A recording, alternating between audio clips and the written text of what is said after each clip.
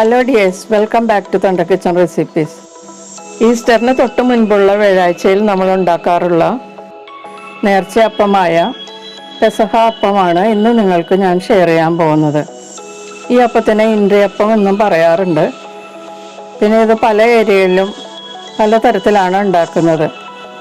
ഞാനിപ്പോൾ കൊച്ചി സ്റ്റൈലിലാണ് ഉണ്ടാക്കുന്നത്. കൊച്ചിയിൽ തന്നെ ഇത് പലതരത്തിൽ ഉണ്ടാക്കാറുണ്ട്. അപ്പം ഞാൻ ഉണ്ടാക്കുന്ന രീതിയാണ് ഇന്ന് ഞാൻ നിങ്ങൾക്ക് ഷെയർ ചെയ്യുന്നത്. അപ്പോൾ നമുക്ക് പ്രോസസ്സിലോട്ട് പോകാം. 1 കപ്പ് പച്ചരിയും 1/2 കപ്പ് ഉഴുന്നുമാണ് ഞാൻ എടുത്തിരിക്കുന്നത്. ഇത് രണ്ടും വെവ്വേറെ പാത്രങ്ങളിലാക്കി കഴുകി 4 മണിക്കൂർ കുതിർക്കാൻ വെക്കണം. നന്നായിട്ട് 4-5 പ്രാവശ്യം കഴുകിയതിന് ശേഷം നികക്കെ വെള്ളം ഒഴിച്ച് 4 മണിക്കൂർ കുതിർത്തണം. 4 മണിക്കൂറിന് ശേഷം അരിയൊക്കെ നന്നായിട്ട് കുതിർന്നിട്ടുണ്ട്.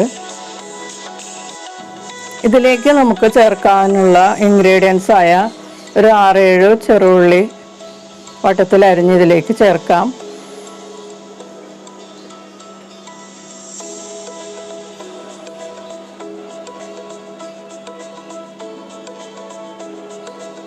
പിന്നെ ഒരു 4-5 വെളുത്തുള്ളി അല്ലികൾ വട്ടത്തിലരിഞ്ഞ് അതും ചേർക്കാം. ചെറുതായിട്ട് നുറുക്കിയിട്ടാൽ മതിയാവും. പെട്ടെന്ന് അരിഞ്ഞു കിട്ടാൻ വേണ്ടിയിട്ടാണ് നമ്മളിത് മുറിച്ച് ചേർക്കുന്നത്.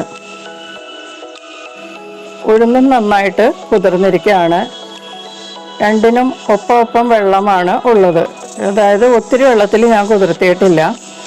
നമുക്ക് ആവശ്യമുണ്ടെങ്കിൽ വെള്ളം ചേർത്താൽ മതിയാകും. നമുക്കിനി ആ അരിയും ഉള്ളി അരിഞ്ഞതും വെളുത്തുള്ളി അരിഞ്ഞതും എല്ലാം കൂടി നമുക്ക് ജാറിലേക്ക് ഇട്ട് കൊടുക്കാം.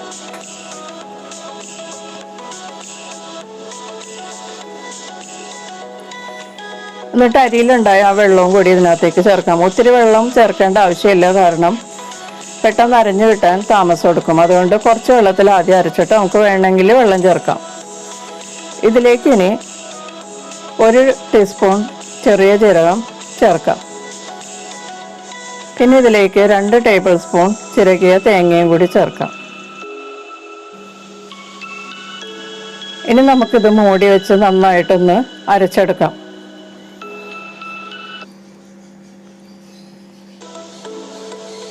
അപ്പോൾ ഞാൻ അതെല്ലാം നന്നായിട്ട് അരച്ചെടുത്തിട്ടുണ്ട്. നല്ലതുപോലെ അരഞ്ഞിട്ടുണ്ട്. തരിയൊന്നും ഇല്ലാതെ നന്നായിട്ട് അരച്ചെടുക്കണം. ഇനി നമുക്കിതിലേക്ക് ഉഴുന്ന് ചേർത്ത് കൊടുക്കാം.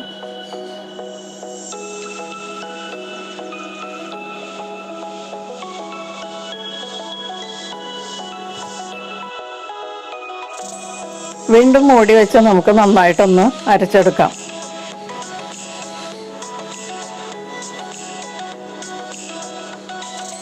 ഇപ്പം ഞാനത് നന്നായിട്ട് അരച്ചെടുത്തിട്ടുണ്ട്. കുറച്ച് കട്ടിയിലുള്ള ബാറ്ററായിട്ടാണ് കിട്ടിയിരിക്കുന്നത്. ഈ ബാറ്ററിൽ നിന്ന് നമുക്ക് 1/2 കപ്പ് ബാറ്റർ നമുക്ക് എടുത്തിട്ട് മാറ്റി വയ്ക്കാം.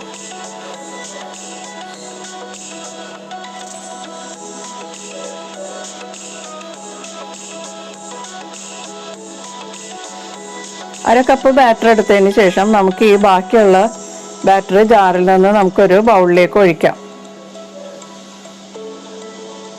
ഇത് കുറച്ച് കട്ടിയിലാണ് ഇരിക്കുന്നത്. ഇനി നമുക്ക് കുറച്ചിത് ലൂസാക്കണം.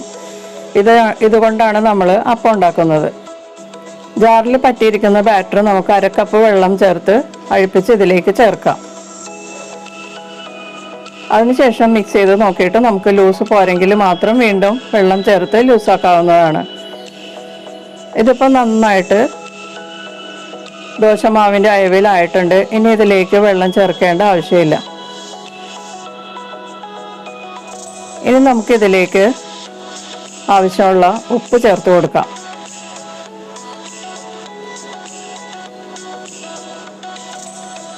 ഉപ്പ് ചേർത്തതിന് ശേഷം നന്നായിട്ട് മിക്സ് ചെയ്ത് നമുക്കൊരു 10 മിനിറ്റ് ഇത് റെസ്റ്റ് ചെയ്യാൻ വെക്കാം. ഉടനെ തന്നെ വേവിക്കുന്നതിലും നല്ലത് 10 മിനിറ്റ് റെസ്റ്റ് ചെയ്യാൻ വെച്ചതിന് ശേഷം നമുക്കിത് വേവിച്ചെടുക്കുന്നതാണ് നല്ലത്. 10 മിനിറ്റിന് ശേഷം ആവി വരുന്ന അപ്പച്ചെമ്പിലോട്ട് നമുക്ക് ഒരു എണ്ണ തടവിയ പാത്രം വെച്ച് കൊടുക്കാം. വെളിച്ചെണ്ണയാണ് ഞാൻ ഇതിലേക്ക് തടവിയിരിക്കുന്നത്.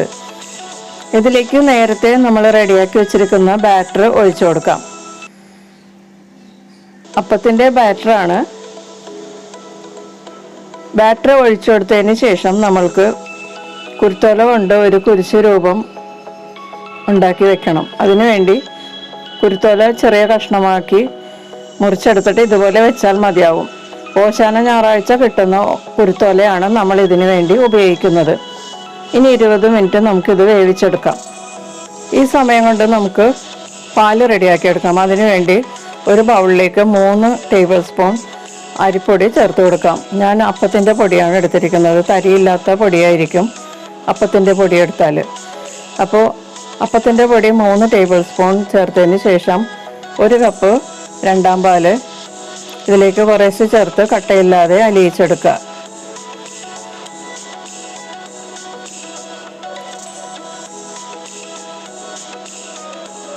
കുറേശ്ശെ പാല് ചേർത്ത് കട്ടയില്ലാതെ ഈ അരിപ്പൊടി ഇതിൽ അലിയിച്ചെടുക്കുക.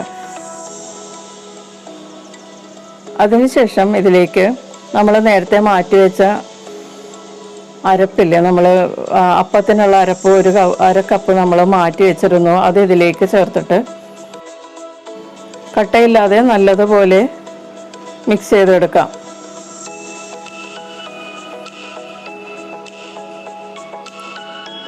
ഇപ്പോൾ ഞാൻ നന്നായിട്ട് ഈ ബാറ്ററുമായിട്ട് മിക്സ് ചെയ്തെടുത്തിട്ടുണ്ട്. ഇതുപോലെ ചേർത്താൽ ആ ഉഴുന്നിൻ്റെയും ഉള്ളി, വെളുത്തുള്ളി, ജീരകം അതിൻ്റെയൊക്കെ ടേസ്റ്റ് ഈ നമ്മൾ പാലുണ്ടാക്കുമ്പോൾ അതിലും വരും. അതിന് വേണ്ടിയിട്ടാണ് ഈ അരക്കപ്പ് ബാറ്റർ നമ്മൾ അരച്ചതിൽ നിന്ന് മാറ്റിവെച്ചത്. ഈ ബാറ്റർ നമുക്ക് ചുവട് കട്ടിയുള്ള ഒരു പാത്രത്തിലേക്ക് ഒഴിച്ചു കൊടുക്കാം. ബൗളിലേക്ക് ഒഴിച്ചിട്ട് അരക്കപ്പ് ഉരുക്കിയ ശർക്കര ചേർത്ത് കൊടുക്കാം. മധുരത്തിനുള്ള ശർക്കരയാണ് ചേർക്കുന്നത്. ഇത് നന്നായിട്ട് മിക്സ് ചെയ്തതിന് ശേഷം നിങ്ങൾ ടേസ്റ്റ് നോക്കുക. എന്നിട്ട് നിങ്ങൾക്ക് പോരാത്ത ശർക്കര ചേർത്ത് കൊടുക്കാവുന്നതാണ്. നിങ്ങളുടെ ടേസ്റ്റിനനുസരിച്ചുള്ള ശർക്കര ചേർത്ത് കൊടുക്കാം. നന്നായിട്ട് മിക്സ് ചെയ്യുക. ഇനി ഇത് കുറച്ച് ലൂസാക്കണം. ഇത് നമ്മൾ ചൂടാക്കി വരുമ്പോഴേക്കും കട്ടിയായി പോകും. അതുകൊണ്ട് ഞാൻ 1.5 കപ്പ് രണ്ടാം പാലും കൂടി ഇതിലേക്ക് ചേർക്കുന്നുണ്ട്. 1.5 കപ്പ് രണ്ടാം പാലും കൂടി ചേർത്തതിന് ശേഷം നന്നായിട്ട് മിക്സ് ചെയ്ത് കൊടുക്കുക. അപ്പം മൊത്തം ഞാൻ 2.5 കപ്പ് രണ്ടാം പാല് ചേർത്തിട്ടുണ്ട്. പിന്നെ നമുക്ക് 1 കപ്പ് ഒന്നാം പാലും കൂടി വേണം. അത് ഞാൻ എടുത്ത് വെച്ചിട്ടുണ്ട്. ഇതിലേക്ക് കുറച്ച് ഉപ്പും കൂടി ചേർത്ത് നന്നായിട്ട് മിക്സ് ചെയ്തിട്ട് സ്റ്റൗ ഓൺ ചെയ്ത് മീഡിയം ഹീറ്റിൽ നന്നായിട്ട് തുടരെ ഇളക്കി കൊടുക്കുക. ഇത് നന്നായിട്ട് കുറുകി വരുന്നത് വരെ കൈ എടുക്കാതെ ഇളക്കി കൊടുക്കണം. താഴെ കരിഞ്ഞു പിടിക്കാതെ നോക്കണം. ഇത് നന്നായിട്ട് ചൂടായി തിളച്ച് വരുന്ന സമയമാകുമ്പോഴേക്കും ഇതിൽ കുറേ കട്ടകൾ വരുന്നത് പോലെ തോന്നും. അറിവില്ലാത്തവർക്ക് വേണ്ടിയിട്ടാണ് ഞാൻ പറയുന്നത്. ആദ്യമായിട്ട് ചെയ്യുന്നവർക്കാണെങ്കിൽ ഇതുപോലെ വരുമ്പോൾ നിങ്ങൾ വിചാരിക്കും ഇതെന്താ ഇങ്ങനെ വരുന്നതെന്ന്. ഇത് പിരിഞ്ഞു വരുന്നത് പോലെ നമുക്ക് തോന്നും. അതായത് കട്ടയും പിന്നെ കട്ട ആകാത്ത ഭാഗവും കൂടി മിക്സായിട്ട് കിടക്കും. അവസാനം ഇതെല്ലാം കൂടി നന്നായിട്ട് മിക്സായി ഒട്ടും കട്ടയില്ലാത്ത ഒരു പരുവത്തിലോട്ട് ഇത് മാറും. കട്ടയെല്ലാം നന്നായിട്ട് മെൽറ്റാകും ഈ ബാറ്ററിൽ.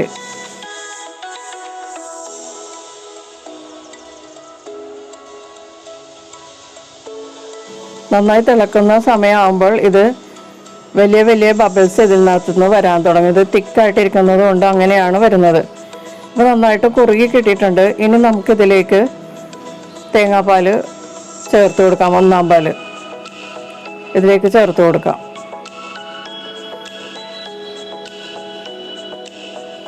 ഒന്നാം പാല് കുറേശ്ശെ ചേർത്ത് നന്നായിട്ട് മിക്സ് ചെയ്ത് ലൂസാക്കി എടുക്കാം. നിങ്ങൾക്ക് എന്തുമാത്രം ലൂസ് വേണം അതനുസരിച്ച് ഒന്നാം പാല് ചേർത്ത് കൊടുക്കാവുന്നതാണ്. ഒന്നാം പാല് നമ്മൾ കരുതിയിരിക്കുന്ന എല്ലാം തീർന്നതിന് ശേഷം ഒത്തിരി കട്ടിയാണെന്ന് തോന്നുവാണെങ്കിൽ നമുക്ക് കുറച്ച് ചൂടുവെള്ളം ചേർത്ത് ഇത് ലൂസാക്കാവുന്നതാണ്. ഇതിപ്പോൾ ഞാൻ 1 കപ്പ് ഒന്നാം പാല് ചേർത്തിട്ടുണ്ട്. ഇത് ആവശ്യത്തിന് ലൂസ് ആയിട്ടുണ്ട്.